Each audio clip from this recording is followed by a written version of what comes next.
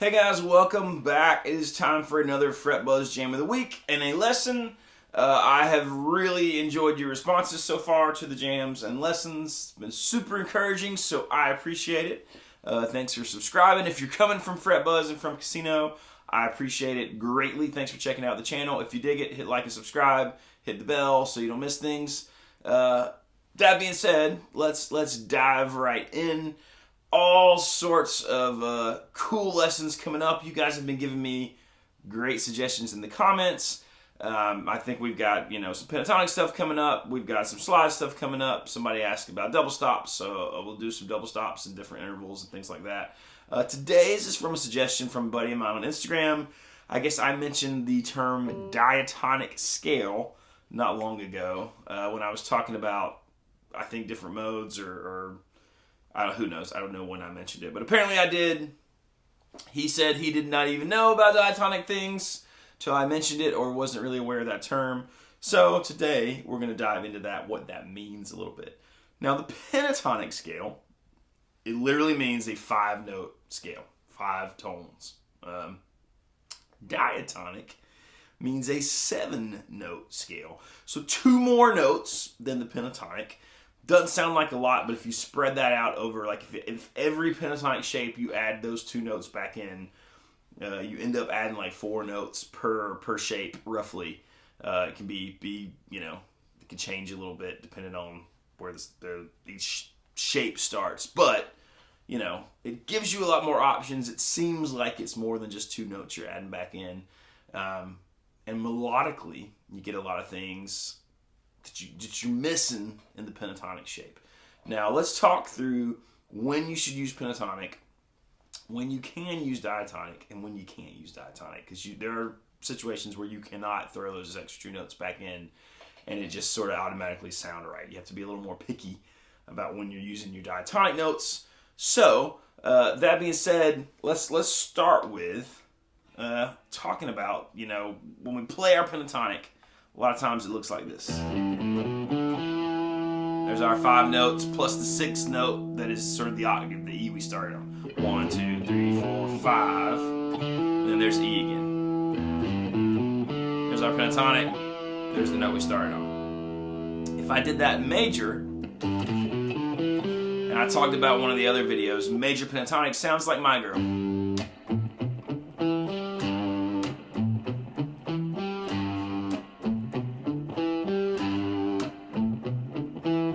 So that's major pentatonic. G major pentatonic. G major pentatonic and E minor pentatonic are the same notes. If you didn't know, every major key has a relative minor.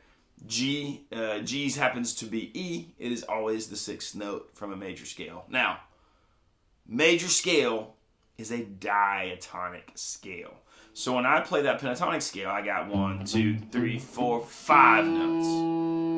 If I made this G major scale, not pentatonic, but diatonic, I'd have 1, 2, 3, 4, 5, 6, 7. And then that 8th note will be my octave. Which is where we get octave anyways, right? 8. Octave, like octopus, octagon, octave, 8. So that's how that goes. Now, when I was playing the pentatonic, I was missing that note, the 1, 2, 3, 4th note, and the 5, 6, 7th note. Those notes happen to be C and F sharp. So the G major pentatonic is just the G major scale without the C, without the 4, and without the F sharp, the 7. So when we add them back in, we get the do, re, mi, fa, sol, la, ti, do. Now, I'm going to come way up here to this pentatonic shape that most people know. I'm going to play it as minor pentatonic. That's that shape. 12, 15, 12, 14, 12, 14, 12, 14, 12, 15, 12, 15. If you don't know that, Google E minor pentatonic. If I started it from G, it's G major pentatonic. There's that My Girl thing again. So what I'm going to do is I'm going to add the C and the F sharp back in. So instead of this shape, I'm going to get this. That is an E natural minor scale. A lot of people just refer to it as the E minor scale. It's really the natural minor scale. If you want to get fancy about it, it is the 6th mode of the major scale, which is Aeolian. So you could call it the E Aeolian mode. It is a diatonic scale. If we started that from G,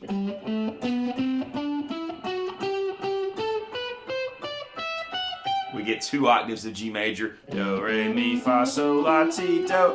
We're going to start it from that E and get E minor. They are the same notes, E minor, G major. They're the same for our purposes because just like when you're spelling words from the alphabet, you don't always start with A. When we're playing phrases and licks, we're not going to always start with E or G, so it's not going to matter. We just need to know that cluster of notes. Here's what it is in slow motion. 12, 14, 15. 12, 14, 15. 12, 14. You could play this next note on 16. I like to keep the D just 12, 14. And then on the G string go 11, 12, 14, 12, 13, 15, 12, 14, 15. One more time, a little slower. 12, 14, 15. 12, 14, 15. 12, 14, 11, 12, 14, 12, 13, 15, 12, 14, 15. That was still too fast, slow it down on the speed adjustment thing on YouTube, or just Google the E natural minor scale, and you'll get that. So, when I've got that, I've got a lot more options, and if you feel like your playing always sounds like, you know, blues,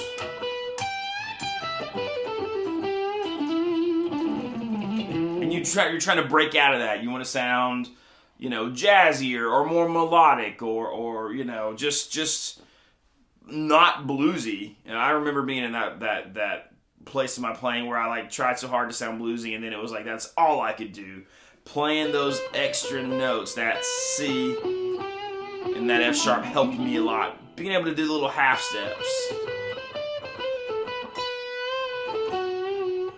Everywhere you find that C and that F sharp, you can do those half-step bends, and it sounds cool. They're not your typical.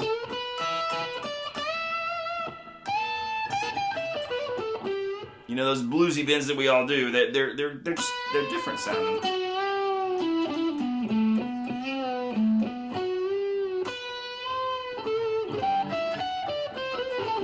Plus, I think when you have you know, strings with 3 notes on them, it's a little easier to play through them quicker. Maybe that's just me, but it seems that way. So if you want to build a little speed, it's easier to have speed, I think, in the diatonic shapes. Now, why would you not just use those extra notes all the time? Because if we were playing E blues, E7, A7, B7, those notes do not work. They do not sound good. But we still play E minor pentatonic to take care of those notes that we get by in blues making all those 3 chords, the 1, 4, and 5 chord, into dominant chords or 7th chords. So I think that's what gets confusing for a lot of people, and that's probably why the pentatonic is so popular with guitar players, and a lot of people don't venture into the diatonic stuff because, you know, you can mess up easier. There are sort of when you're pentatonic, it's easy to feel like there are no wrong notes, and it's not that there are wrong notes in the diatonic. It's just that there are situations where they don't sound good, where they seem like wrong notes. That would be one of them. But today, the backing track I'm using, I made my own track again, by the way. So hopefully you guys are digging that. But it's E minor blues. So it's not E7, A7, and B7. It's actually E minor 7, A minor 7. I did substitute B7, and then there are some little passing, you know, like half diminished things, and some extra stuff thrown in there just to make it kind of fun. But all those notes work the whole time. And if you know all the pentatonic shapes, you can throw those extra notes in everywhere. If you're sort of to that level. If you're not, don't worry about it. Just work on adding them out of that one shape that everybody knows, and then we'll go from there. You know, you can go back and learn all 5 shapes and add those diatonic notes. Those are probably all lessons I'll do in the future.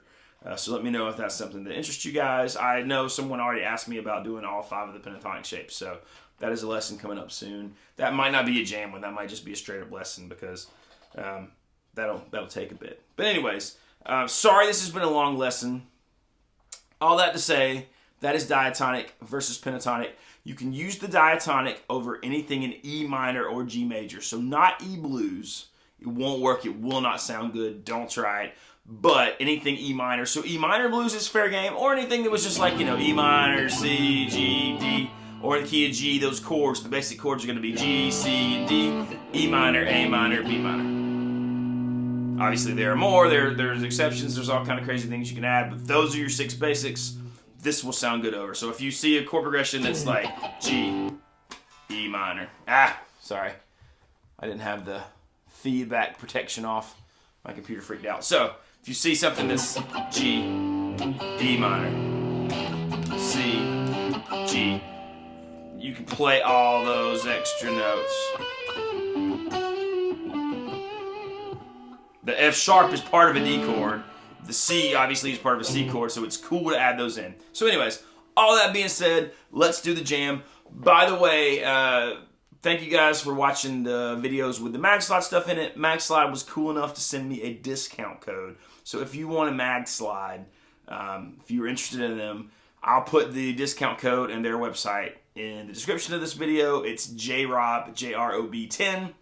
Get 10% off. So just wanted to throw that out there and let you know. MagSlide giveaway on the Fret Buzz this week at Casino Guitars, so check that out as well.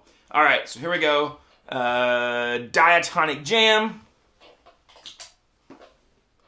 Let's have at it.